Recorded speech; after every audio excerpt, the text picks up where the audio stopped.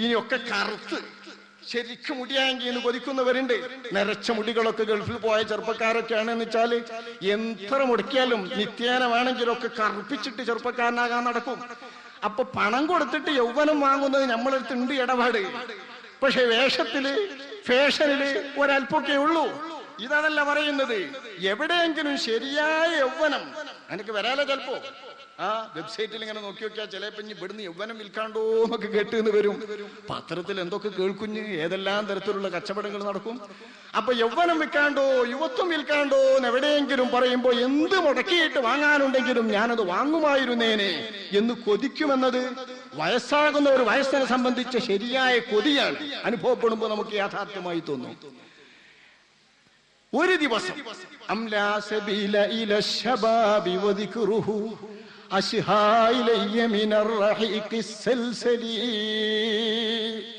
പെട്ടെന്ന് കുടിയോടുന്ന ശുദ്ധ മദ്യം, ആ മദ്യം ഓന്നുന്നതിനേക്കാൾ ആസ്വാദ്യമാണ് ഒരല്പസമയം എന്റെ യൗവനത്തെ കുറിച്ചൊന്ന് ഓർത്തിരിക്കൽ എന്നൊരു കവി പറഞ്ഞു. അത് പണ്ടത്തെ കള്ളു കുടിച്ചണ കവികളാ. നല്ല മുന്തിരിന്റെ ചാറ് ഉഷാറായിട്ട് കുടിച്ചിട്ട് നല്ല സൗരഭ്യമുള്ള, നല്ല ആസ്വാദ്യതയുള്ള, അതുപോലെ തന്നെ കുവ്വത്ത് നൽകുന്ന, ശക്തി പകരുന്ന, ഉപകാരം നൽകുന്ന മദ്യം. നമ്മളെ ഈ വിദേശ മദ്യം ഒന്നും നോക്കിയിട്ടല്ല. ഈ ചപ്പടാച്ചി മദ്യം സാധാരണ ഒന്നുമല്ല പറയുന്നത്. ശുദ്ധ മുന്തിരിയുടെ വീഞ്ഞ്, ആ വീഞ്ഞ് കുടിച്ചിട്ടുള്ള തൊള്ളേക്കാണ് പറഞ്ഞാൽ ഓടുന്നത്. നമ്മൾ ചാച്ചിട്ട് അരച്ചിട്ട് കുടിക്കാനേ നമ്മളെ നാട്ടിലെ മദ്യമൊക്കെ പറ്റുള്ളൂ. അല്ല, കുടിക്കണോല് പറയണ കേട്ടാണ്. ഞാൻ ഒന്നോ കുടിച്ചു നോക്കണമെന്നും വിചാരിക്കണ്ട. അക്കള്ളല്ലേ പറയുന്നത്. കുടിയോടുന്ന ആ ഹംർ, അതിനേക്കാൾ ഓർമ്മയുണ്ട് ഒരു ദിവസം എന്റെ യൗവനത്തെ കുറിച്ചൊന്നൊരു അല്പനേരം ഓർത്തിരിക്കാൻ. ഇതെന്റെ ചെറുപ്പക്കാരെ ഞാനും നിങ്ങളുമൊക്കെ ഓർക്കും. കയ്യിന് ബലമുള്ള അവസ്ഥ കഴിഞ്ഞിട്ട് അവിടെ തരിക്കണ്, ഇവിടെ തരിക്കണ്, ഇവിടെ പിടിച്ചിട്ട് കിട്ടണില്ല, ഇവിടെ കൊതിയിരുന്നിട്ട് അറിയുന്നില്ല എന്ന് വരുമ്പോ, ഓ എന്റെ കൈ കൊണ്ട് എന്തെല്ലാം പിടിച്ചിരുന്നു, ഞാൻ എന്തെല്ലാം വേലകൾ എന്റെ കൈ കൊണ്ട് പ്രവർത്തിച്ചിരുന്നു നമുക്ക് ഓർമ്മ വരും. ഓടിയിട്ട് എവിടെയൊക്കെയോ എത്താനുള്ള കാലിന്റെ ശക്തികൾ അല്പം മരവിപ്പ് കൊണ്ട് സ്വല്പം നഷ്ടപ്പെട്ടു തോന്നിയാൽ, അല്ലെങ്കിൽ വാദം പിടിച്ചിട്ട് കാലിന്റെ മുട്ടുകൾ വേദന തുടങ്ങിയാൽ, അന്ന് കാലത്ത് നാം ഓടിയതും നാം അങ്ങോട്ടും ഇങ്ങോട്ടും ഓടിച്ചാടി നടന്നിരുന്നതുമെല്ലാം നമ്മൾ ഓർത്തുപോകും. അത്തരം ശരീരത്തിന്റെ എല്ലാ ദുർബലാവസ്ഥകളും, ഏതേത് തരത്തിലുള്ള അവയവത്തിന്റെ അവസ്ഥകളും വരുമ്പോ അതിന്റെ പ്രതാപത്തിന്റെ അവസ്ഥ നമ്മളൊന്ന് സ്മരിക്കും. ഓ അന്നത്തെ അവസ്ഥ. ഇതെന്റെ യുവാക്കൾ ഓർക്കണം. ഇത് വാർദ്ധക്യം എത്തിയിട്ട് ചിന്തിച്ചാൽ ലൈത്യ നടക്കാത്ത കാര്യം. ഇപ്പൊ ചിന്തിച്ചാൽ കാര്യം, ഇപ്പൊ ചിന്തിച്ചാൽ ഒരുപാട് കാര്യമുണ്ട്. നമ്മളെ യൗവനം നഷ്ടപ്പെടാതെ കാക്കാൻ കഴിയും. നമ്മുടെ യൗവനത്തിന്റെ ദൗർബല്യങ്ങൾ നമുക്ക് ബാധിക്കാതെ കാക്കാൻ കഴിയും. യൗവനത്തിന്റെ ചാപല്യങ്ങളിൽ നിന്ന് നമ്മുടെ മനസ്സിനെ രക്ഷപ്പെടുത്താൻ നമുക്ക് കഴിയും. എന്തു വേണം? ഹമ്മില്ലാത്ത, മനസ്താപമില്ലാത്ത, വേവലാതിയില്ലാത്ത, ദുഃഖമില്ലാത്ത, പ്രയാസമില്ലാത്ത, സന്തോഷദായകമായ, എല്ലാം പൊരുത്തപ്പെടുന്ന ഒരു മനസ്സ് നമുക്ക് നേടുവാൻ പറ്റും. യൗവനത്തിന്റെ കാലത്ത് വേണ്ടതുപോലെ വിനിയോഗിക്കുന്ന ഒരു ചെറുപ്പക്കാരന് അള്ളാഹുവിന്റെ നിഅമത്താണെന്ന് മനസ്സിലാക്കി ആ നിഅമത്തിനെ നന്ദി രേഖപ്പെടുത്താൻ വേണ്ടി നിർദ്ദേശിച്ച രൂപമേതോ, ശൈലിയേതോ, കർമ്മമേതോ, ആ വിഷയത്തിലേക്ക് തിരിച്ചുകൊണ്ട് അള്ളാഹുവിന്റെ നിഅമത്തിനൊരാൾ നന്ദിയുള്ളവനായി ജീവിച്ചാൽ തീർത്തും ശുദ്ധമായ മനസ്സ്, വേവലാതിയില്ലാത്ത മനസ്സ്, ഭയമില്ലാത്ത മനസ്സ്, പൊറുതികേടില്ലാത്ത മനസ്സ്, നഷ്ടം തോന്നാത്ത മനസ്സ്, ദുഃഖം തോന്നാത്ത മനസ്സ് ഒരാൾക്ക് നേടാൻ കഴിയും. അത് ഇപ്പോഴെന്റെ ചെറുപ്പക്കാരും യുവാക്കളും ആലോചിക്കണം. സുന്നി യുവജന ഫെഡറേഷൻ പോലുള്ള മതസംഘടനകൾ പ്രവർത്തിക്കുന്ന എന്റെ ചെറുപ്പക്കാർക്ക് ഉത്തരവാദിത്വം കൂടുതലുണ്ട്. നിങ്ങൾ ഇസ്ലാമിന്റെ അടിസ്ഥാനപരമായ വിശ്വാസകാര്യങ്ങൾ സംരക്ഷിക്കുന്നതിന് വേണ്ടി രൂപീകരിക്കപ്പെട്ട സംഘത്തിൽ പ്രവർത്തിക്കുന്നവരാണ്.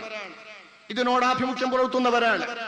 ഇതൊന്നുമില്ലെങ്കിൽ മുസ്ലിമായ ചെറുപ്പക്കാർ മറ്റേതെങ്കിലും ചെറുപ്പക്കാരുടെ യൗവനം പോലെയല്ല.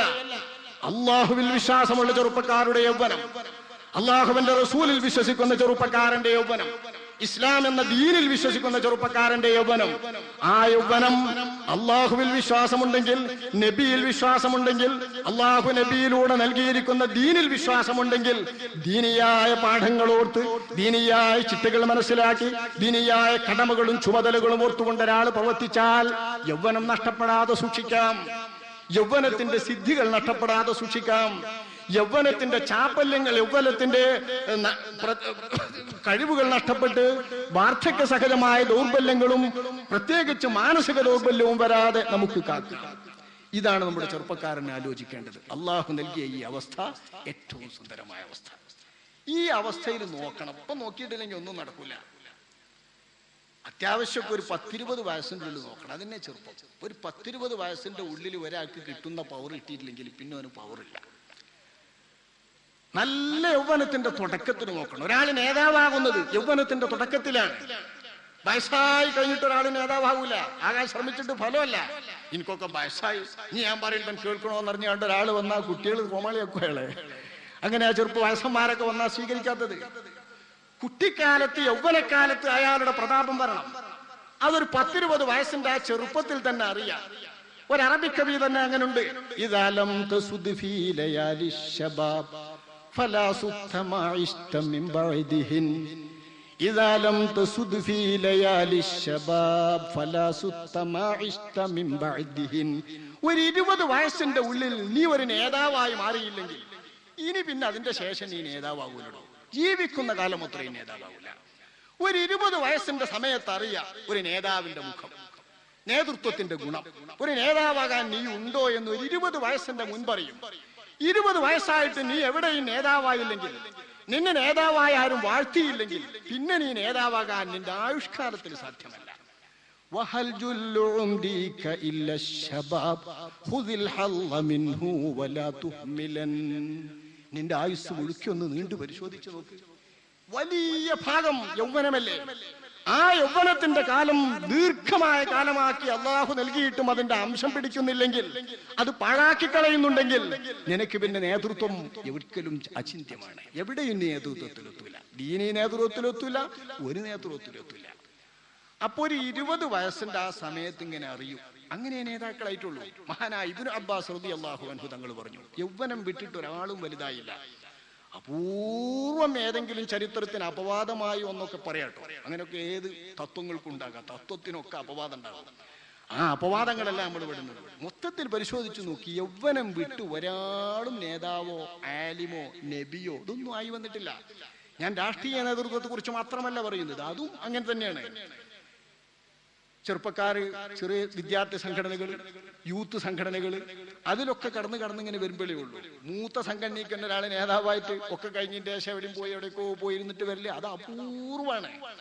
ഒരു കാലത്ത് നേതാവാകാത്ത ഒരാള് പിന്നെ കുറെ ധനികനൊക്കെ ആയി വലിയൊരു സമ്പന്നനൊക്കെ ആയിട്ട് ദുനിയാവ് മുഴുക്കി എനിക്ക് വാങ്ങാന്നുള്ളിടത്ത് എത്തുമ്പോൾ നേതൃസ്ഥാനം കിട്ടിയെന്നൊക്കെ പറഞ്ഞാൽ മനുഷ്യൻ കണക്കിലെടുക്കൂല. നേതൃസ്ഥാനം നേതാവാണ് എന്ന് പറയാം, പ്രതാപം കൊണ്ട് പറയാം, കഴിവ് കൊണ്ട് പറയാം. പക്ഷെ ജനമനസ്സിലയാൾ നേതാവല്ല.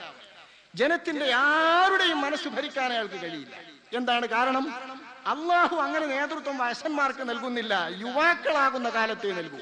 ഇബ്നു അബ്ബാസ് റളിയല്ലാഹു അൻഹു പറഞ്ഞു, മാ ബഅസല്ലാഹു നബിയ്യൻ ഇല്ലാ ശാബ്ബ. യുവാവിനെയല്ലാതെ അള്ളാഹു തആല ഒരാളെയും നബിയാക്കി അയച്ചിട്ടില്ല. നബിയാക്കി അള്ളാഹു അയച്ചോ യുവാവായിരുന്നു. വലാ ഊതിയൽ ഇൽമ വലാ ഊതിയൽ ഇൽമ ആലിമുൻ. ഒരു പണ്ഡിതനും ഇൽമ നൽകപ്പെട്ടിട്ടില്ല ഇല്ലാ വഹുവ ശാബ്. അയാൾ യൗവനാവസ്ഥയിലാകുമ്പോഴല്ലാതെ.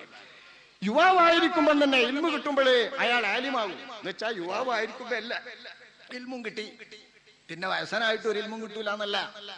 ഇൽമ എന്ന് പറഞ്ഞത് മരിക്കോളം കിട്ടിക്കൊണ്ടിരിക്കും. കിടക്കപ്പായിൽ നിന്ന് അനങ്ങാൻ പറ്റാതെ കൈകാലുകളൊക്കെ ബലവത്തായി എല്ലാം കിടക്കപ്പായിൽ തന്നെ കിടന്നുകൊണ്ടിരിക്കുന്ന അവസ്ഥ വന്നാലും ഇൽമു എന്ന് പറയുന്നത് കണ്ണുണ്ടെങ്കിലും മനസ്സുണ്ടെങ്കിലും കിട്ടും. കിതാബ് നോക്കുന്ന ഒരാൾക്ക് കിതാബ് മറിച്ചാലോ, വയത് കേൾക്കുന്ന ഒരാൾക്ക് വയത് കേട്ടാലോ, കാസറ്റ് വെക്കുന്ന ഒരാൾക്ക് കാസറ്റ് വെച്ചാലോ ഒക്കെ ഇൽമു കിട്ടും. പക്ഷെ ഒരു ആലിം, ഒരു പണ്ഡിതൻ എന്ന സ്റ്റേജിലോ ഒരു വിജ്ഞൻ വിദ്വാൻ എന്ന് വാഴ്ത്തപ്പെടുന്ന സ്റ്റേജിലോ ഒരാൾ എത്തുന്നത് അയാളുടെ യൗവനകാലം മുതൽക്കാണ്. യൗവനകാലത്തിൽ എത്തിയില്ലെങ്കിൽ പിന്നെ അവിടെ നിന്നിട്ട് അയാൾ എത്താനില്ല. അപ്പൊ യൗവനത്തിന്റെ അവസ്ഥയിലാണ് നേതൃഗുണം കാണേണ്ടത്. അപ്പോഴാണ് ആളിൽ മേധാവിത്വം കാണേണ്ടത്. അപ്പോഴാണ് ആളിൽ വിജ്ഞനാവേണ്ടത്. അപ്പോഴാണ് ആള് വിദ്വാനാകേണ്ടത്. ഈ കുറെ കാലം കഴിഞ്ഞിട്ട് പഠിക്കാൻ എന്ന് പറഞ്ഞാല് ഒരിക്കങ്ങനെ കേട്ടത് പിന്നെ എങ്ങനെ കാണാൻ മറക്കണം. അങ്ങനെ ഉണ്ടാവുമല്ലോ ഒരു നന്നാകലേ. ഒരു 19 വയസ്സായിട്ടാ ഒരാൾക്ക് നന്നാകാൻ തോന്നിയത്.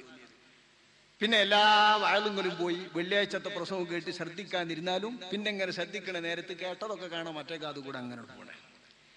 ഇനി കേട്ടു പഠിച്ചു എന്നാൽ തന്നെ കുറച്ച് കഴിഞ്ഞ് ഓർക്കുമ്പോൾ ചിലപ്പം കഴിയില്ല, ചിലപ്പോൾ കേൾക്കാൻ തന്നെ കഴിയില്ല. ഉറക്കം ഇങ്ങനെ കേൾക്കുമ്പോഴൊക്കെ ഉറക്കായിരിക്കും. അതൊക്കെ അവസ്ഥയുടെ, ആ വാർദ്ധക്യത്തിന്റെ അവസ്ഥയുടെ ദൗർബല്യങ്ങളാണ്. പിന്നെ ഇൽമൊന്നും മണ്ടി കിടക്കില്ല. ഇമാമന ശാഫിഈ റളിയല്ലാഹു അൻഹു തങ്ങൾ പറഞ്ഞ സ്ഥിതിക്ക് മിൻ ബൈനി സദിയൈ സൗജത്തിൻ വോ മിൻ ബൈനി